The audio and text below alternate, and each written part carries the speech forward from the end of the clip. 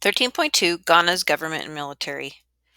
Arab scholars described Ghana as a fabled land of gold.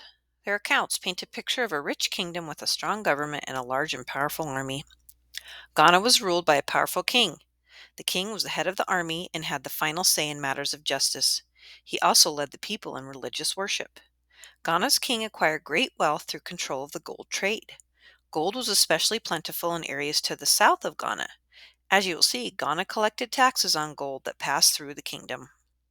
To preserve his wealth, the king tightly controlled the supply of gold.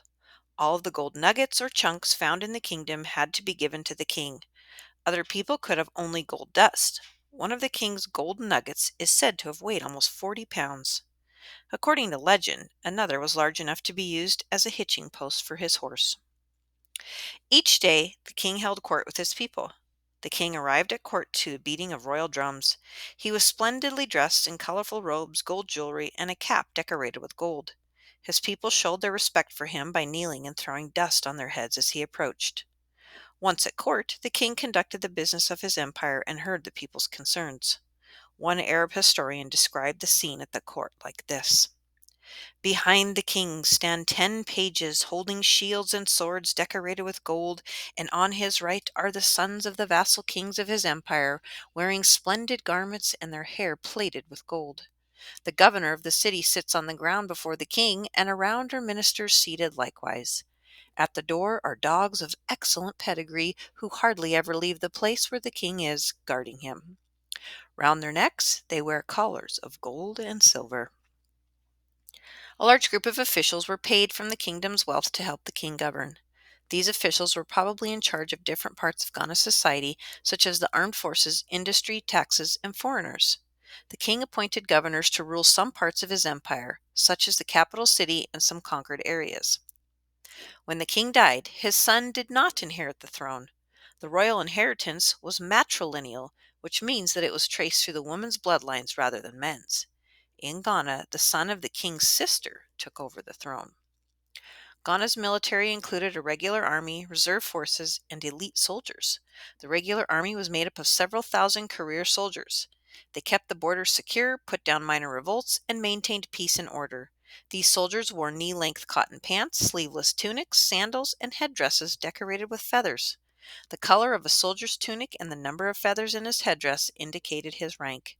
The soldiers used weapons such as spears, daggers, swords, battle clubs, and bows and arrows. They were well paid and well respected. During wartime, the king called up additional reserve forces and the troops of other governors under his rule. Every man in the empire was required to complete military training so that he would be ready to serve when called. Stories tell of a king who could call an army up of 200,000 warriors. This number no doubt grew as stories were passed on, but the king certainly could summon a sizable army. An elite group of soldiers were selected for their courage, honesty, and intelligence. These soldiers served the king as bodyguards, escorts, and military advisors. 13.3 Trade, the source of Ghana's wealth. Ghana was located between two areas that wanted to trade, North Africa and the southern forests of West Africa. Traders from the north crossed the Sahara with salt, copper, and cowrie shells. The shells were used as money. They traded these and other goods for kola nuts, hides, leather goods, ivory, slaves, and gold from the southern forests. Then they returned to North Africa, bringing the goods from the south to merchants there. Ghana's location allowed it to control this trans-Saharan trade. Traders going to and from the south had to pass through Ghana. Each time they paid heavy taxes on their goods.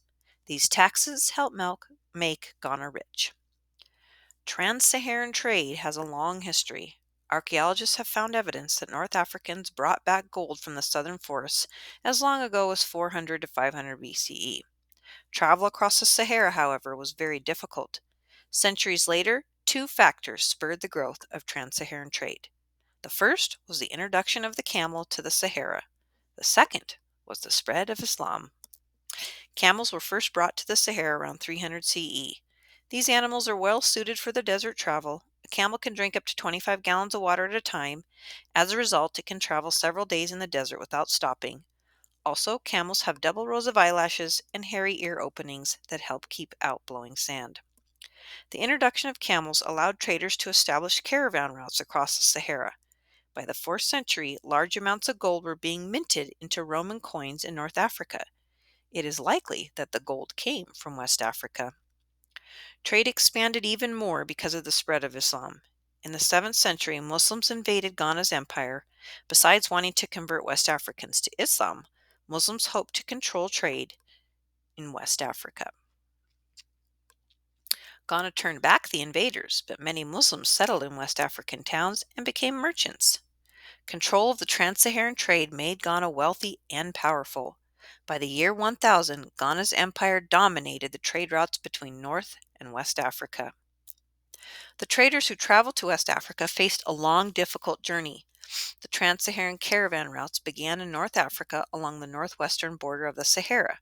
From there, they stretched across the desert, crossed through Ghana, and continued south to the Gulf of Guinea and east to present-day Chad. In 1352, a Muslim historian and traveler named Ibn Battuta crossed the Sahara with a trade caravan. His account of his trip shows what the traders' journeys were like. Battuta's caravan began at the oasis city of Siljamasa on the northern edge of the Sahara, in the foothills of the Atlas Mountains. Donkeys carried goods from Europe, Arabia, and Egypt to Siljamasa from the Mediterranean coast. Then camel caravans took the goods south. Battuta and his caravan stayed in Siljamasa for a few months, waiting for the rainy season to end. When the watering places were full and there was grass for the animals to eat, the traders set out. The caravan traveled from oasis to oasis. Each day the traders walked until the afternoon when the sun was high in the sky. Then they rested until the sun went down. Walking across the Sahara was difficult and dangerous. Caravans sometimes lost their way, and some traders died in the desert. During one stretch of Battuta's trip, the travelers could not find water, so they slaughtered some of their camels and drank the water stored in the animals' stomachs. On its way through the desert, the caravan stopped into Gaza, a village where salt mines were located. There it took on a load of salt. When the traders reached the town of Walata at the edge of the desert, they transferred their salt and other goods from the camels to the donkeys and porters. Then they continued south, passing through Ghana on their way to markets on the Gulf of Guinea near the southern forests. The entire journey took about 2 months. 13.4 The Gold Salt Trade. Many items were traded between North Africa and the southern forests, but the two that were most in demand were gold and salt. The North Africans wanted gold, which came from the forest regions south of Ghana. The people in the forests wanted salt, which came from the Sahara. Ghana made most of its money from the taxes it charged on the gold salt trade that passed through its lands. Gold has long been a symbol of wealth in much of the world. In the time of Ghana's empire, people in Muslim lands and Italy made coins from gold. Muslims also needed gold to purchase silk and porcelain from China, which would accept only gold in exchange. In an area known as Wangara, gold was plentiful. Wangara was located near the forest south of Ghana, but no one except the people of Wangara knew exactly where. The Wangarans kept the locations of their gold mines secret.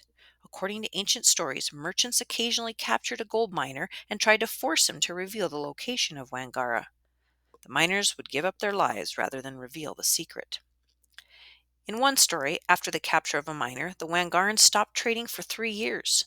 They wanted to make sure no one had discovered where Wangara was. To this day, no one knows for certain exactly where Wangara's mines were located. To West Africans, salt was more precious than gold. Their culture had little use for gold, except for an item for trade. But they craved salt, and for good reason. Salt is an important part of a person's diet. When people and animals perspire, they lose salt in their perspiration. People who live in areas with hot climates like West Africa perspire a lot and must replace the salt they lose. West Africans also needed salt to keep their food from spoiling and to give to their cattle. In addition, they liked the taste. West Africans had no local source of salt. They had to obtain it from Tagaza and other places in the Sahara Desert. Salt was produced in 2 ways in the Sahara. One method was through evaporation.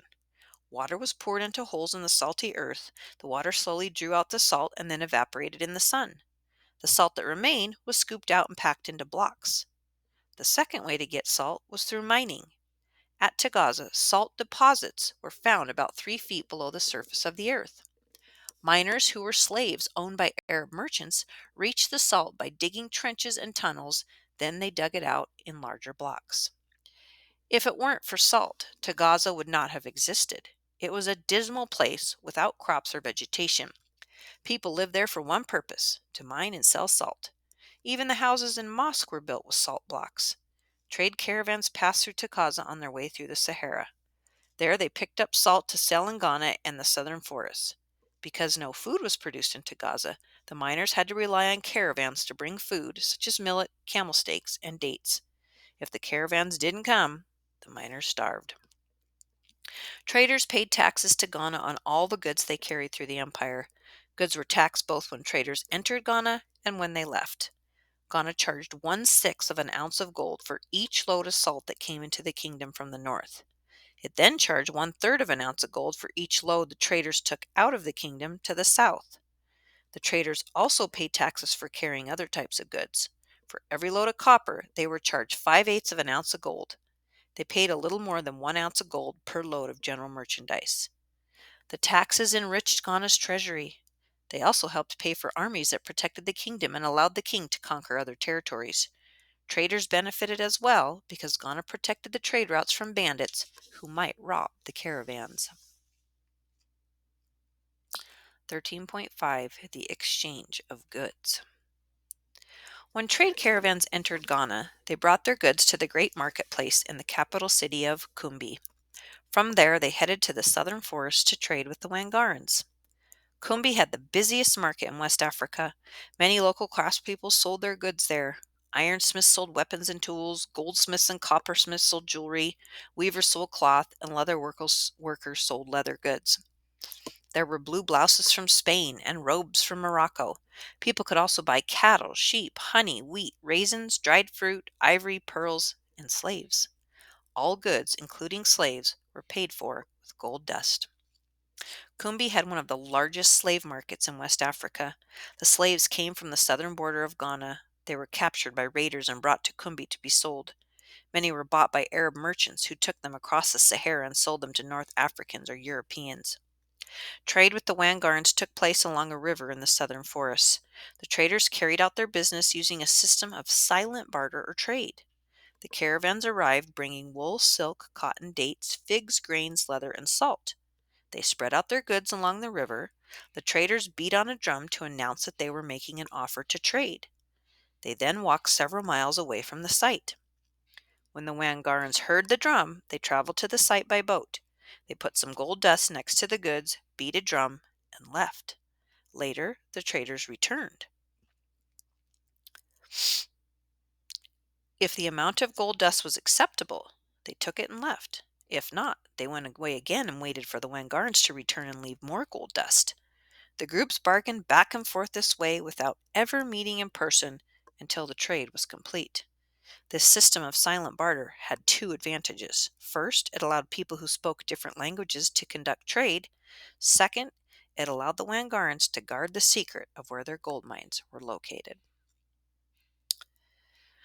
13.6 The Decline of Ghana and the Rise of Mali. Ghana's empire reached its height around 1000 CE. War and the loss of natural resources led to its downfall. In the second half of the 11th century, Muslim warriors called the Almoravids began attacking Ghana's empire. In 1076, they captured the capital city of Kumbi. Ghana's king regained power in 1087, but the old empire had broken apart. The loss of natural resources further weakened Ghana. A growing population had put great stress on scarce resources like trees and water. Trees disappeared as they were cut down to provide charcoal for iron smelting furnaces. Water became so scarce that farmers could no longer grow crops. People were forced to leave in search of better conditions. The empire came to an end in 1203 when a rival kingdom took over Kumbi. The disappearance of Ghana opened the way to the rise of a new power, Mali. Around 1240, a group of West Africans called the Mandi conquered Kumbi. Their homeland of Mali was south of Kumbi, closer to the Niger River. The Mandi built an empire that reached from the Atlantic Ocean to beyond the Niger River and from the southern forest to the salt and copper mines of the Sahara. Like Ghana, Mali gained much of its wealth from the control of trade, particularly in gold.